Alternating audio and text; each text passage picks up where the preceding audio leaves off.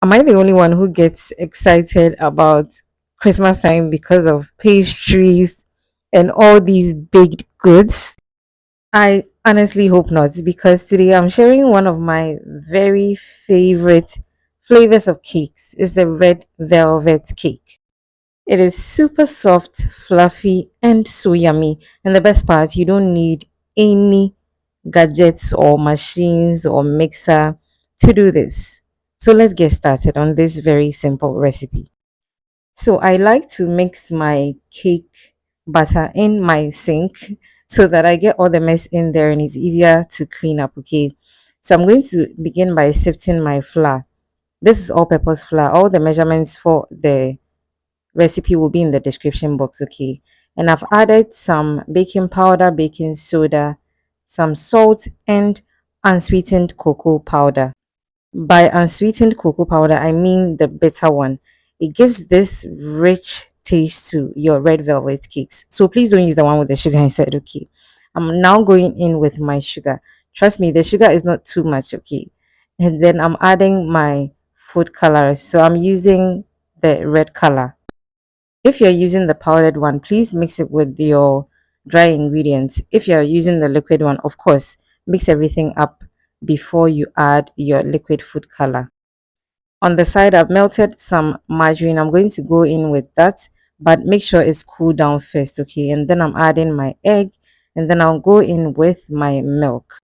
So in place of the margarine or melted butter, you can also use oil, but use oil that does not have any taste per se. I don't know how to put it, but like sunflower oil, canola oil. Yes, and then you're good to go. Mix the butter beautifully until everything is well combined. You can see I'm using just my whisk, okay? You can use a wooden spoon. To be honest, a fork, any spoon will do, okay? Make sure there's no flour at any part of the batter. Mix this very well and evenly, okay? So once that is done, my oven is preheating at this point.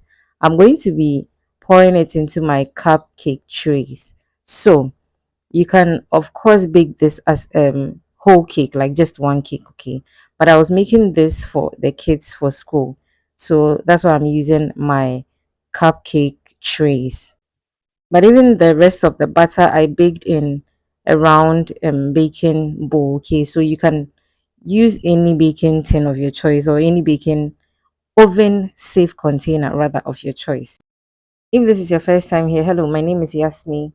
Please consider subscribing and joining this amazing blooming family. And if you're a returning subscriber, I'm so grateful to have you back. Thank you so much for coming back to watch this video. Also, keep supporting my channel by liking the video as you watch, okay, so that YouTube will continue to recommend my content to others as well. So as you can tell, I'm not filling the trays or the cupcake liners to the brim because I don't want this too big. And like I said, I'm making it for my kids and I know how much of the cake they can take at a time. So once this is baked, you would see that it has filled the liner, and that's exactly what I'll be going for, okay? So just shake it to release the air bubbles in there, and then I'll set it aside. And like I said, I poured the rest of the butter into another container to make another cake basically. So that's what you're seeing on your screens right now. And at this point, my oven was preheating at 170 degrees. I preheated the oven for just about 5 minutes and then I was good to go. Please do not put your cakes in an oven when it's not preheated. Honestly, it may change the texture of the cake. So please make sure you preheat your ovens every time you're going to make cake. Okay. So this went in for about 25 minutes to 30 minutes. And then look at that beauty, or look at these beauties, if I may say. Okay. This simple red velvet cake recipe gave everything it was supposed to give. So soft, so fluffy, decadent taste. And the kids made me add whipping cream to it later on, and they really enjoyed it. I really enjoy this with some vanilla ice cream. I hope you're inspired to try this recipe.